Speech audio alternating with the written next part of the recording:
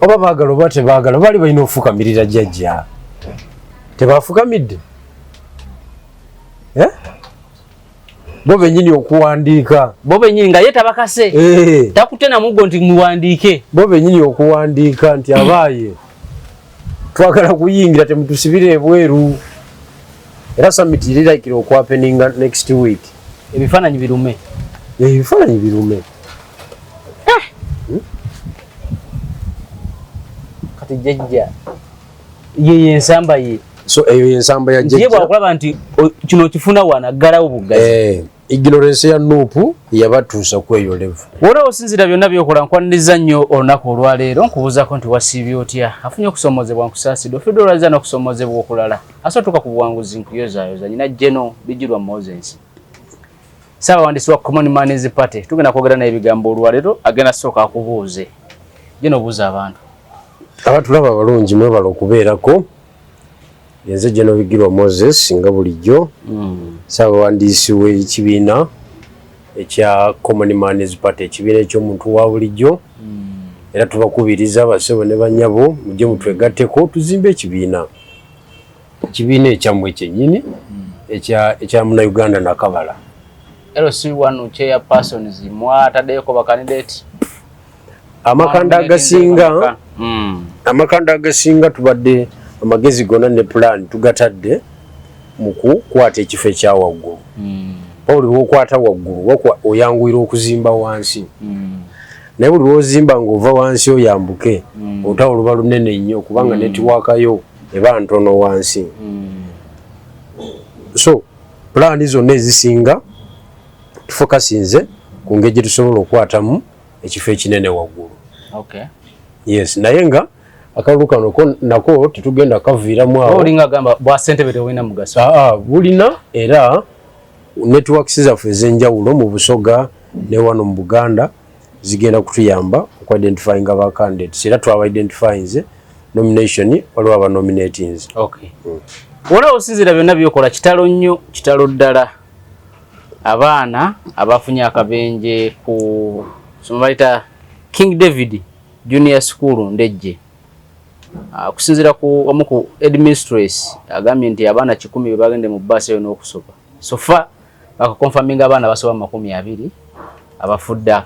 abafudde mu accident eyo naye kyeri mu kubuuza simanyi abaana ba primary P3 P2 P5 P4 kapuchula ade bagenda kukolayo ki basasole emitwalo 23 abazadde ne kakati bali ku ssomero amaziga mangi ekyamazima embeera si ya bulijjo mu ggwanga eryaffe erya Uganda Jeno Bijirwa simanyi obadde otegedde kabenje ako nkawulidde naye nga sinakoogerako kamala okujjukiza abatulaba nti mugende mugule obugoye bw'abaana ku dduuka baliyita Coco Closet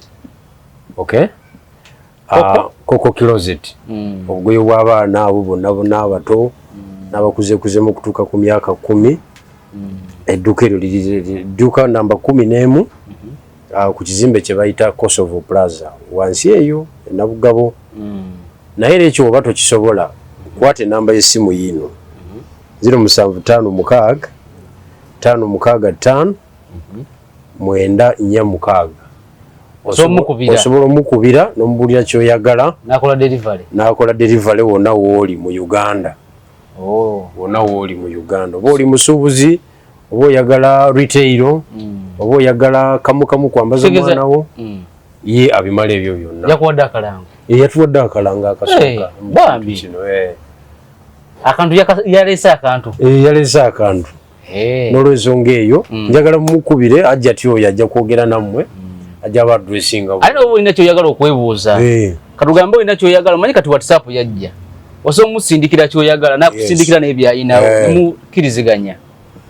omanyi abantu ngaabo ba ajati batini abantu baagala nnyo program nga tetugiraba bannanga teto tukodde program ne batamanya nti no bino ebintu bigenda mu na ssente bya ssente so omuntu agamba nti kantole ka ssente kange kennyina bya ssente nkuwe okibulidde tuteekemu amaanyi era bannange temunswaza bannange mumukubira amasimu mumodalinge bagenda wodalinga ate kikwatagana naawe okimanyi kasa kiba ku Jeno Bijirwa bagenda kuwodalinga okitegedde naye nga ajati webale nnyo webalire ddala ndowooza ku Monday tujja kuba luteekako ka trademark mujja kuba mukalaba Akora mukalango tayina kalango. Oyina timu wanene asobola mwana sogena nakwata nakola kalango kabutikirika namba 5 nga kisuka dakiika. Dikirika namba 5 ne kabanga kagendayo nga program egenda tandika nakyo kikola. Tujja kikola. Budget ya kitunulemu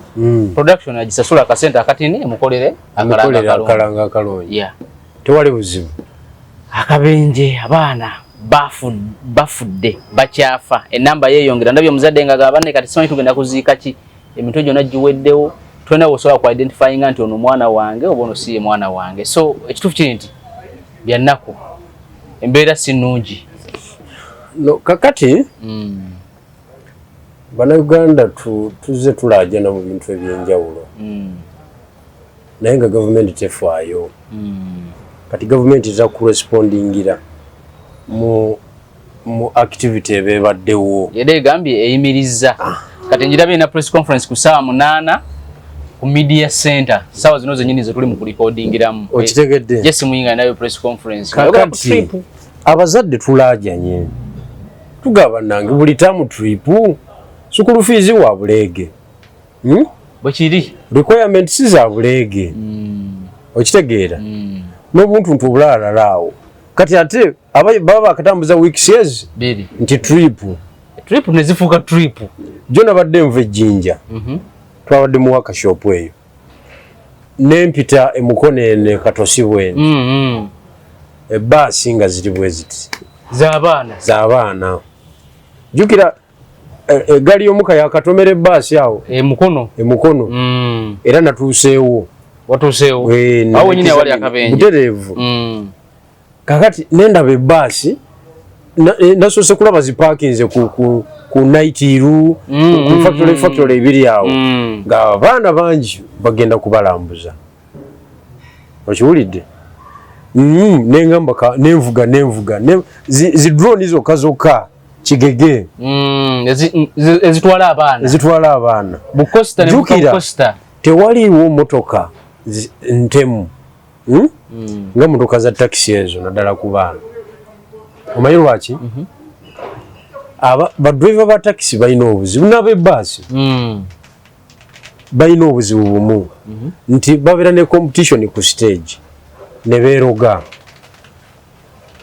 okitegedde mu kweroga kubabeeramu beeroga kutingana oli ajjewo munne kutingana muroke kukuba osaanewo ne muroke esaanewo ge malogo ga stage kakati mugenze mupangisiza drone mupangisiza kigege mupangisiza ebaasi bali balina entalo zaabwe eza stage kwolwo lwekibeerawo oli kye yaloga omusayi ne guyiika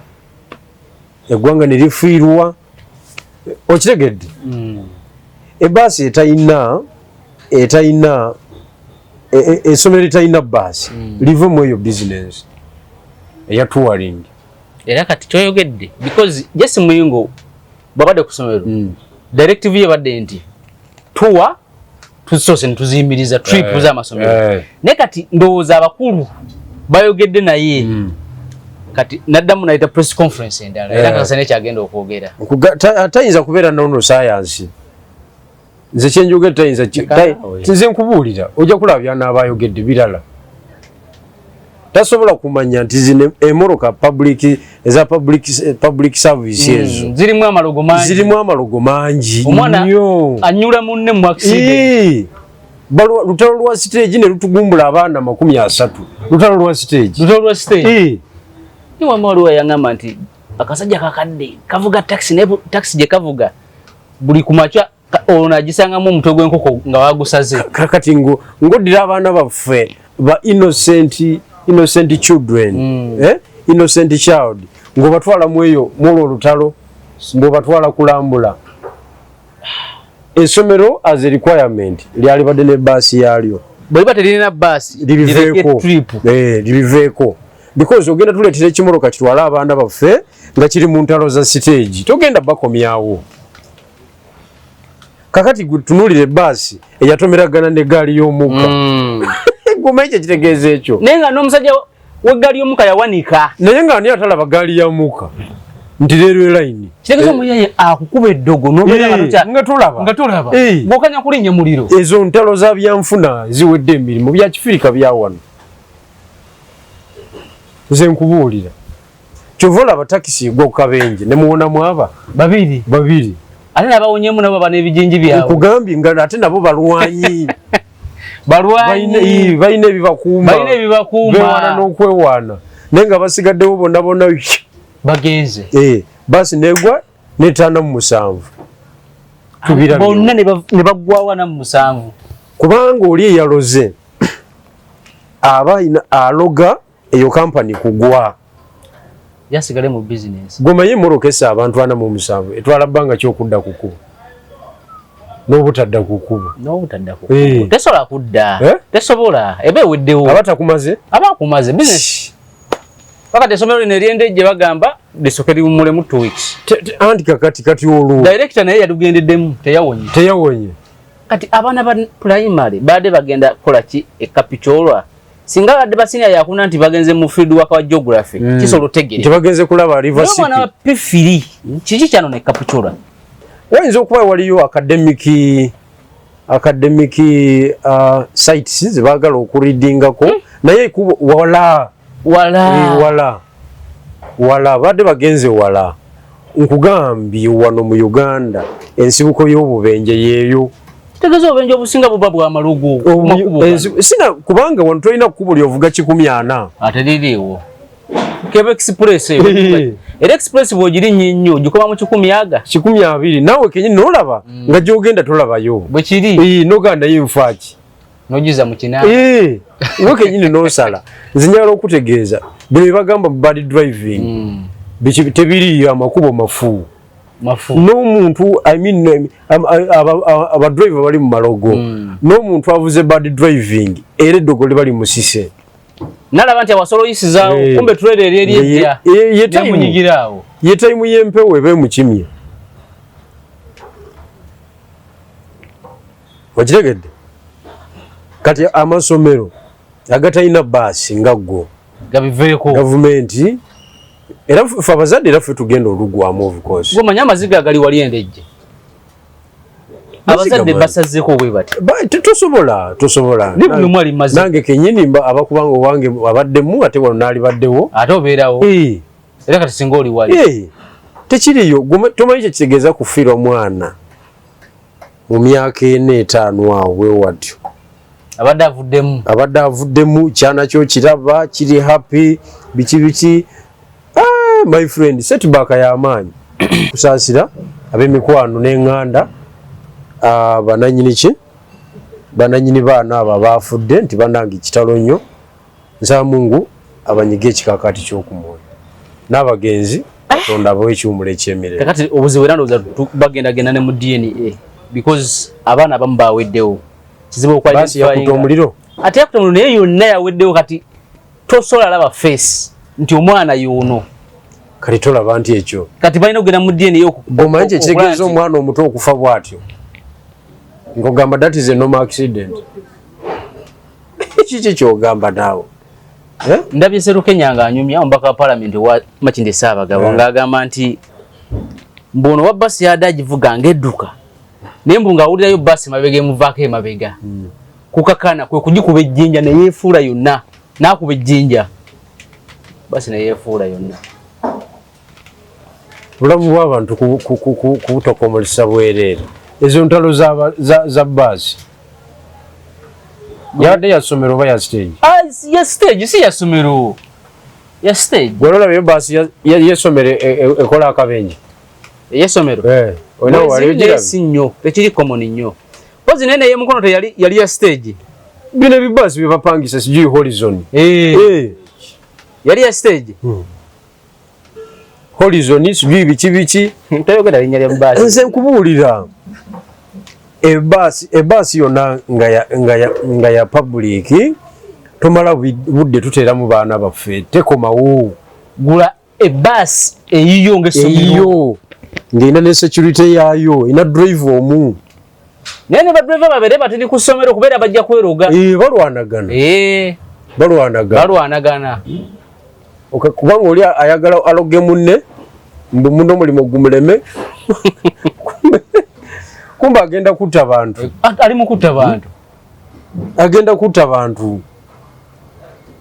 kakati fabakulira mu byalo ebyo tubimanyi we namba twatandikidde kwa 23 bangamye nti kati bayingidde 30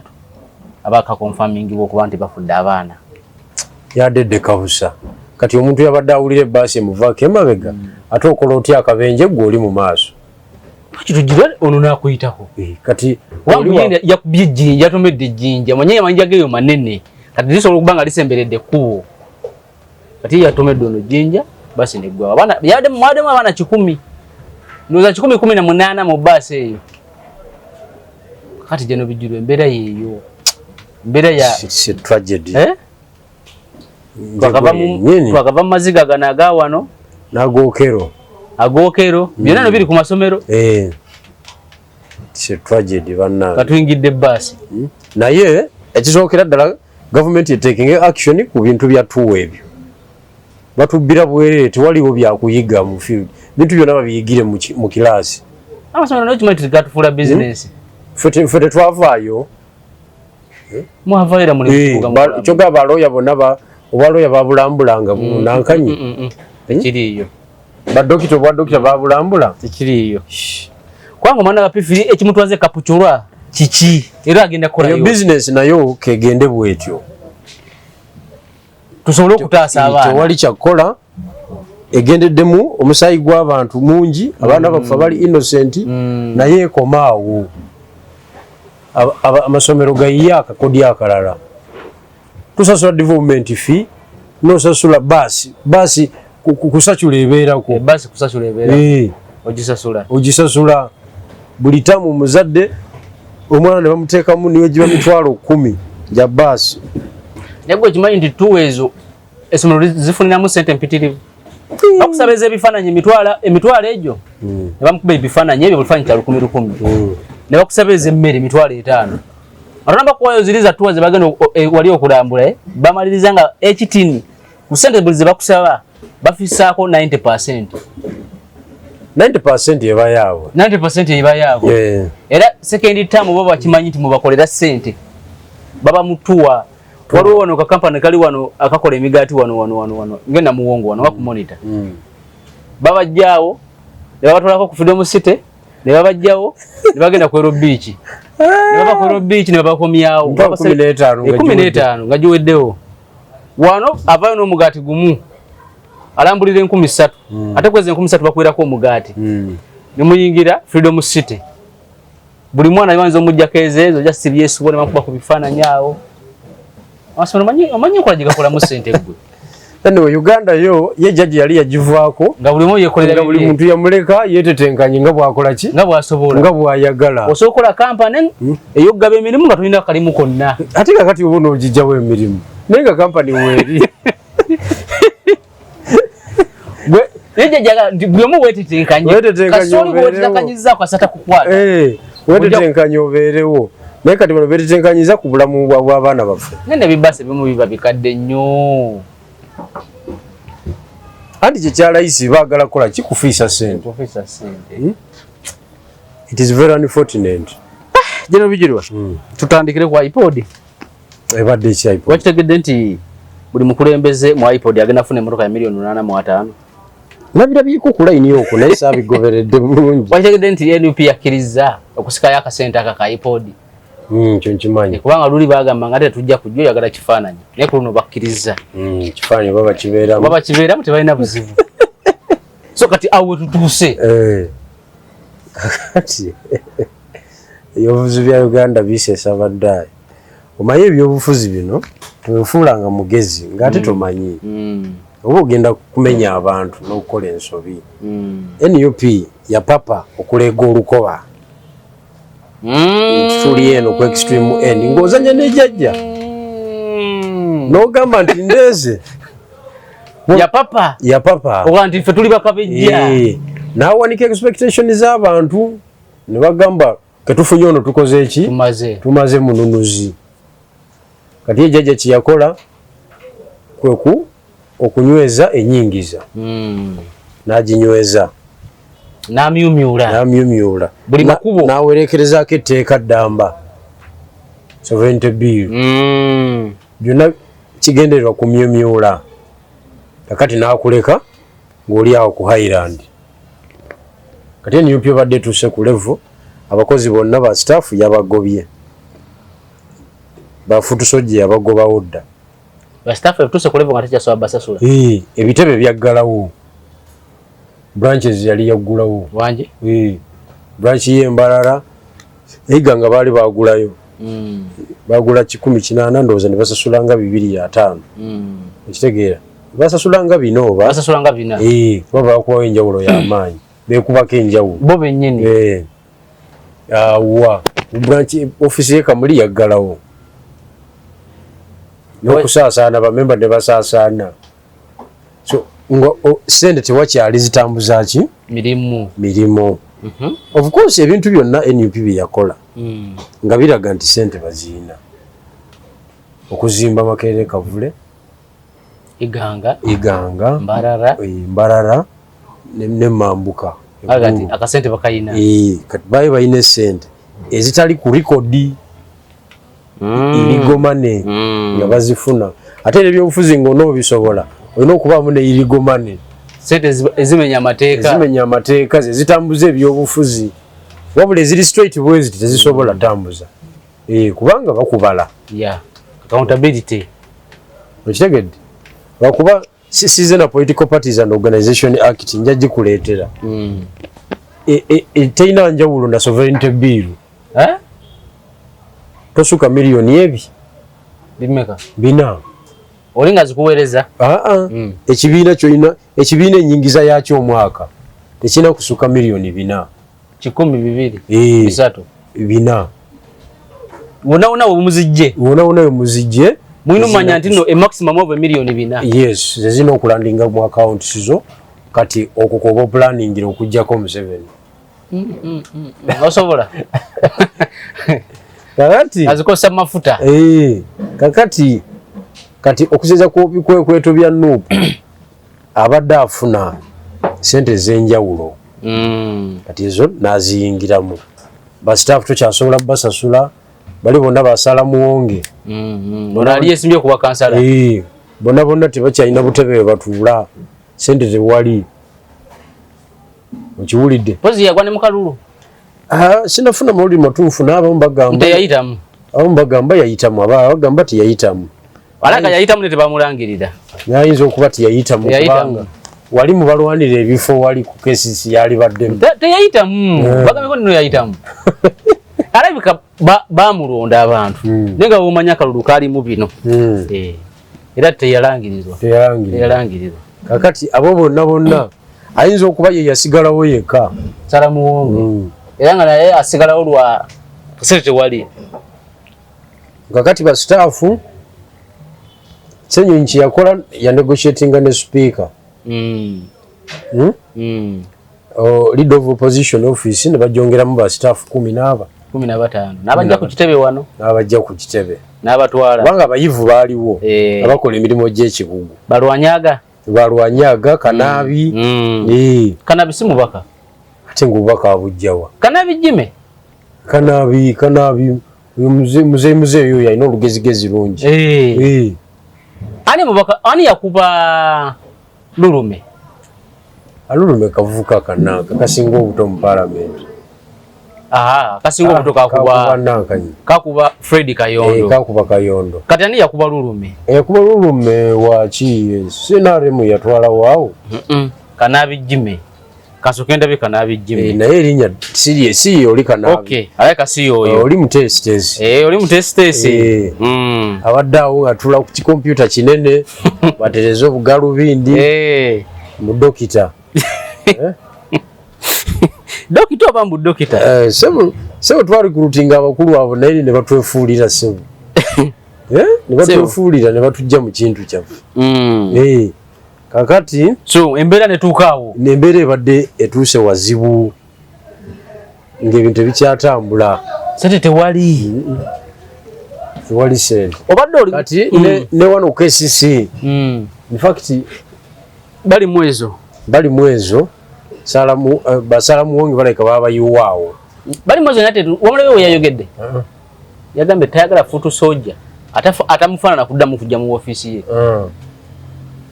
ngo muntu yenajje biviri biri eri ayingire office yo Lord Mayor yabagambe mutte ku bigere basebone banyi akajanja kakabagwemu bafutu soja akajanja kakabagwemu bali balooza buli omu ategeera embeera z'abafutu soja ono yawangula sirowooza nti yawangula ono yakuba yawangula gundi Lulumbe bayiga NRMC yawangula Lulumbe ono Kanabi Jimmy MP yawangula Lulumbe bayiga so jeno bijirwa obadde ngamba nti NUP yayangu okulega olukobo kulaga nti ffe tuli wano tebamanya bazanya nani ani gwe balwana naye soka kumanya ani gwe olwana naye alwana atya bayebwa bogena naye mu details nakuwanvuya ye aconcentratinga kumenya kati structures na financial structures za NUP bazikuba ne bazimenya buli we yali ejja akasente ne bamenyawo kakati kati nga basigaza option yeji kugamba ndi mukulu tukiriza kitegeeza yaba buli muwatwa yaguggalira oguleta sente bazirieza ababaka tezimala ate nabamu basobola okugamba ni gwe mumanyire olina kati zina bawa sente z'ababaka kati miliyoni 4 nibo basoloza miliyoni 1 miliyoni 48 sente ntini tezisobola kutambuza kibiina kya byabufuzi ku level ya NUP tekisoboka balubongo yaye kati zimumala eddi tezimala omwezi mu office ye nga secretary general nga tambuza emirimu yeye kayeka zimumala nga tunagenda kuki ku department ndala kitegeeza sente zipa tewaba sente kakati oba baagala oba tebaagala bali balina ofukamirira jjajja tebafukamidde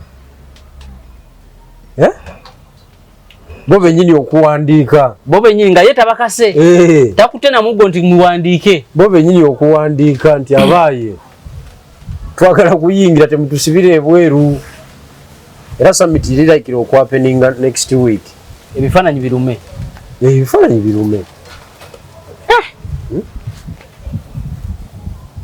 kati jjajja ye ensamba ye so eyo yensamba ya jjajja bwakulaba nti kino kifuna wana ggalawo bugazi ignorance ya NUP yabatuusa ku eyo level ekyo nga nkimaze ebyobufuzi kati tu appreciating policy ey'obutawa jjajja gaapu bino tubadde nga tumutweetinga nga ali agile bw'omusemberera oba olidde ensi oba ogiriddemu olukwe nina omukyala ampeereza message ku WhatsApp ali London namba njirabi ye London n'agamba gwe owulira otya nga watulyamu olukwe mu kuwandiika yoba message njiina wano nagambye atya tyowulira otya nga watulyamu ki olukwe era oli muki oli musajja mubi nnyo negamba ye wa kibiina ki simanyi amaze ebbanga ki nga tajjaako mu Uganda sina bwino sina kyemmanyi ku byonna sina kyemmanyi muganda wange ombuuliza bwereere tomuzeemu muzeemu nemugamba nemugamba mwanyinaze oba mukyala yeeyo ndi muginoonya wano naye erabika eri wala naye kankubuulire content egibaddemu neŋŋamba oba oli mwanyinaze oba oli mu myaka gyakubeera mukyala wange oba oli maama kyonna kyekiri nemubuuza obwesige bw'onzigyemu wabunteeramuwa gye wansanga nze byokupinga gavumenti nkikola ku lwange nga muntu babitandika myaka 3 nabitandika myaka 26 emabega nga nkyali mwana muto ku lwange gwe wali luddawa mu 2000 yali luddawa azeemu ki talaba okunziramu ekyokubiri wansangawo okumpa obwesige bwo uno wano kamesegi keeko osobola okasomera abantu. Margaret yeita Margaret Mumbejja. Margaret Mumbejja. Wali mu bantu abakwesiga. Naye muliwulira mutya oba muliwulira mutya yadaga owulira otya muli owulira otya nga walya watulyamu olukwe. Ne message yina agirabye netagizeemu ajagiddamu kakati oyo yansangawa myaka kandabe myaka gyasoba myaka ngemeka kusinzira ku kifaananyi myaka nga 35 nga 35 yaliwa kakati kwa 35 gyalina nze mazeko 26 ngolwana nganwana okitegedde nina abaana nina family okitegedde nina business ne bazikuba wana business wakola ku business nina bali Kampala wano nga yamanyi ne batulisizawo bomu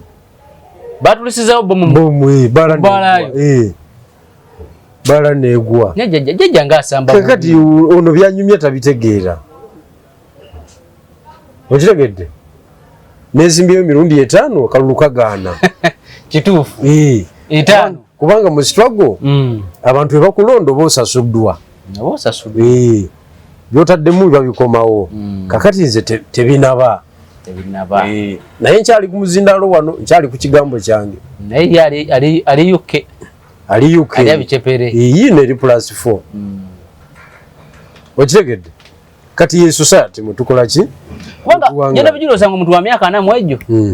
ngakulaga nti ali mu struggle ya Bobi Wine nitabangako mu struggle yonna no buzanika wana mwetano myaka 5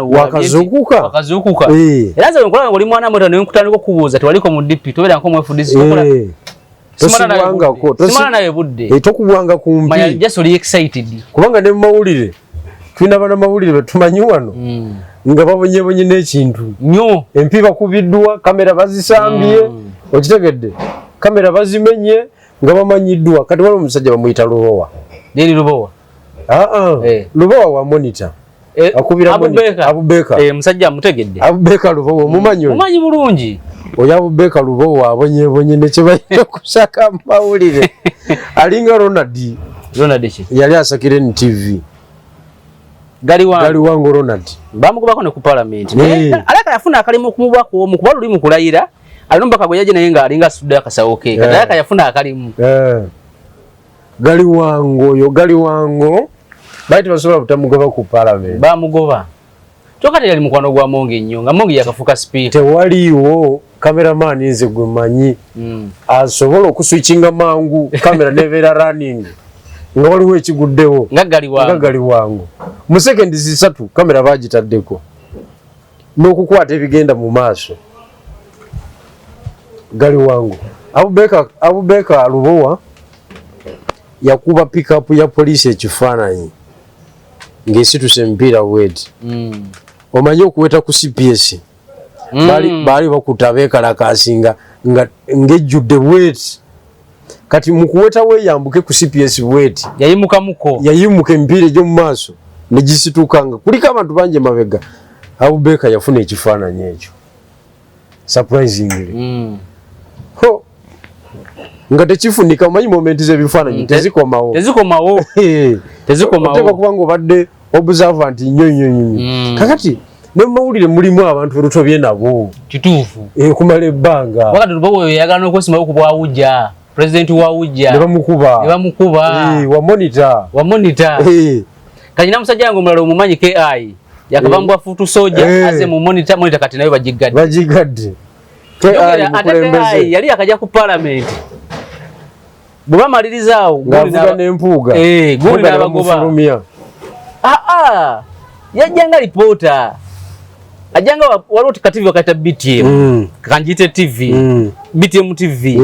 kati wamala engeri jali omujagujagwa kuba ebifaananyi akola ki nafuna akali mu monitor waliwo aba monitor abafuluma abafunye buli mulimu okulala kati wabeerawo gap ya photographer natako bakubira ebifaananyi nga baweereza ne bamuwa akalimu baba akakamuwa we bati Anita Mungi n'abagoba ku parliament goli kwebyo baba akamalo bagoba kati monitor bagigadde andi oli kwebyo KI yali timu ya Kyagulanyi nga ye media we sokerwako era nga wamaanyi nnyo ne kigaana bakubawo ekikono ne kirema n'avaawo ne yekwata ku mpuuga aba yakamwekwatako emyezi nga 8 mpuuga ne giwunya mpuuga yamuleeta ku palamenti kati awo yakonekitingira ne TV byawo biki monitor nayo ne palamenti n'abafulumya KI musajja wange okitegedde KI mukulembeze n'afuluma awo nadde ewalukwago kituufu nga gyatambuliza ewalukwago nayo ne giwulya kakati omwana bwatyo oyo naba musajja abayise mu nsi byonna kakati gwe bw'obeera eyo n'otandika okunenya abantu abali ku ground tomanyi gino bijirwa mulwanye mubadde mu struggle tubadde mu struggle ogenda n'onyumya simanya yalinnya ate simanya tunagenda nankuliza amazaalibwa ate simanya biki simanya nagenda keno eyo nanda gubadde muliro naye bano bonga bali mu bicepere gubadde muliro naye kakati nze omuddemu era nze muzzemu diplomatically kuba tamanyi diplomatically naye nga nze omuliro ne tanuulu gye mpiseemu muganda wange giyita yakusaaga kati obukongobule bubuno baabukuba nabadde ngiramu katini ne kasituka tisobola kwambala ngatto emotoka yosobola ovuga kati emotoka mpaliriza buwaliriza ate kati driver n'amugjawa nesi munvuga eri gye nkumanyi muvuga seeri defensive driving sisobola obeera mu ngeri ya kimayika mumpolampola kakati bibayogera byonna tetujja zijjayo tetujja kwekubya bifaananyi logologo yenna oyo avuddewo bagenda ono omugoberezi ye abafuna kifaananyi abagoberezi bonna ekisooka yes tukkiriza owekitiibwa Kyagulanyi yali abawadde expectations nga z'amaanyi nga ne bridge between the government and the opposition bagitaddewo mubawagizi eno nga bridge ujuweeri naye kantwala omukisa guno okubategeeza nti bridge teyaliiwo mu bakulembeze eno munda abakulembeze babadde bawuliziganya okitegedde abakulembeze munda babadde bakola ki bawuliziganya kubanga kati nga bwe nkugambye Ssenyonyi yagaziya ofiisi ya leader of opposition najongeramu position 10 yateesa nani speaker wani wa government abamu babatadde wano wabalimu ezo ku bwa meya ani abasasula executive director ani amulonda jajja okitegedde kati gwe muwagizi eno bakutadde mu mbeera nti esika olukoba which is okay kuba tutambuliriza ku ssuubi eno enteeseganya bwe zigenda muki mu maaso ez'okugabana kuba ate Ssenyonyi yakugambirawo we are here to keep government in check. Yeah, to keep government in check. Not to oppose it, not to criticize it. Neno zo keep government in check. Era kirimu criticizing, oversight. Mucho gamba bawandike bigambe bibali basiru. Byawukana nnyo. To keep government in check. Kitegeeza kugamba nti owai tosibye zipu. Mumpola mpola. Ndi ku mukolo. Tosibye zipu mukulu. No siba. I've checked you. Ate okulitisayizinga. Okulitisayizinga. Kirabe. Tekisibye zipu mu bantu. Yena tambula alibo erere. Oswadde nnyo. Mu bantu ebintu abitadde wabweru. Criticism. Okitegedde? Naye oli akugambye we are going to keep you check. We are going to check you. Techoka. Kakati So kitegeza musono gena mu office ya speaker ne mugamba ko ne wano mukoze obubi. Wani mugene wanda banja nedda wano toteredde tirera boti. Meeting ya parliament. Tesobola speaker okujja mu house. Abantu basatu baba baddeko mu office ye. Aba opposition ne prime minister. Baba baddeko mu office. In fact okola order paper. Abo balina banga batudde. Baba baddeko. Era nga nekiraka wali nga bwatekinga notice. Ne bakanya ku nsonga agenda enabeera ezenjawulo. Ezina business nga bwe nabeera mu lunaku olwo. Kati ani gwe musiruwaza. ne waliwo abantu bana abawagiza bagamba nti NUP ogenda mu iPod egenda naye government yegikase ekibiina kyabwe bayinza okiggalawo singa tegenda mu iPod. Waliwo batugambe nti waliwo ebibonerezo ebisobola ekibiina ky'ebyobufuzi ekino mbaka wekigamba tetujja genda mu iPod. Ate ebibonerezo biri luddawa ebimuteeka tebiriimu nti wogaana okwegatta ku mukago tebiriimu era PFF ekyagaanyi bagenda gidi gazetinga PFF ekyasisa olukobe tugenda egambo makulu tewaliiwo neno bwetagenda ebigenda bbe ku NUP akavulu kakati baba boogera ebyo kiki kye bagambe bugambi nti bafukamidde tebaliddamu sebo tusonyiwa omukulu tayogeza butamanya kati olinga nti bagambe nti ekibatwala ekikulu sente bazeetaaga sente bazeetaaga ne iPod n'ebirungi byonna no iPod yali badde n'ebirungi but ebirungi byayo bivaayo under normal circumstances under abnormal circumstances tebivaayo kati tugende mu under normal circumstances anti normal circumstances mugenze mu kalulu akamazima n'obwenkanya awangudde atawanguddwa mwalaali naye kano akalulu ke twalimu tuyinza kugamba nti abaawonawo bonna basobola okudawaloginga era eggwanga ne litambula. Tekisoboka abantu be balangiranga ku ssimu oba tulina munene mu gavumenti bakulangirira bwe kyali okitegedde simanyi neka muli kyali bwe kiti ewammwe eno gye twali nga balipoota we byali processing eyo tesobola kuleeta bakulembeze balina ki bayinansa ekyokubiri okuzanya diplomacy dialogue reconciliation muteekwa okubanga mwenna muteekwa okubanga at least waliwo win-win situation naye kati wano teriiwo wamaanyi ali omu abulldozinga everything ne mu iPod opposition yekola majority tenakyesobola kusalawo mu iPod ate veto powers ona alina veto powers towulira bigambo ebyo veto powers biwulira mu UN Security Council nti ziri ensi 5 kuzeemu kasiteegaana mune musalawo 10 mu babika temulina makulu kitegeeza ffe okujja tuba veto powers kati iPod NRM ina veto powers billioni 45 zibateeka mu budget etwalako billioni nga 34 kweza na mweta obusamba mbiro nebuwa bano naye ate ku biragiro nteeka kati president Museveni bamusinkana nga president w'eggwanga nga pate chairman w'NRM seswete tebanga nnyo eno balina bakebera covid alina okwedistancing aye nabeera eri nga bulijjo anti yabeera full time president wadde chairman w'NRM kitegeeza bano balina oyita mu mitendera era waba atuuka bagenda ne bazimba akalayini ate tabakwatana mu ngalo yo oluvaamu ng'awuba buwuubi Secretary General w'NRM nga amubuulira ono Secretary General wa kibiina gundi ono president this one okay is that what exists nagenda kumulala ono president ne Secretary General bwe bityo ebintu byokunafuya kitegeza baba basono banga bamugambye danto ne Secretary General wa NUP kati tani nejjanga Secretary General wa NUP agenda kwogera nga mpozi amanya gadde mumpulira ekibiina ebyo genda maaso byebyo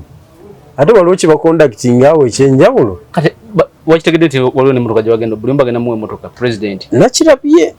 nakirabye eri worth over 800 millions nakirabye naye sinakikonfaminga kuba ffe mu retreat gye twabadde tebyayogeddwako mwabadde mu ya iPod mu ya National Consultative Forum naye nga ne iPod mweri kiza namwe mwabadde ku ssente ya wa musolo gye mwabadde gye twabadde facilitation tetwabadde ku ssente ya wa musolo we facilitate amafuta twabadde ku ssente ya mu Netherland NGO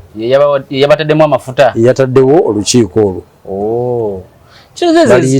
bagiyita nimudi Netherlands Institute of Multi-Party Democracy. Ensizo zibeereyo nga ekyo kibateekamu ssente. Zibateekamu ssente. Baagala democracy. Ave mu Netherlands ajikole mu Uganda. Abukaale. Ensi ezaakula bwe zityo bwe zibeera. Kyokka ffe tuli eno.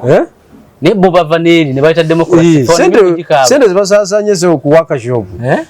Zigula ettaka wano n'olima ebikajjo. Ate munaye nga bazikuwa bakweguya. Bakuweereza meseje buli kaseera limayinda tulinayo meeting. Tulinayo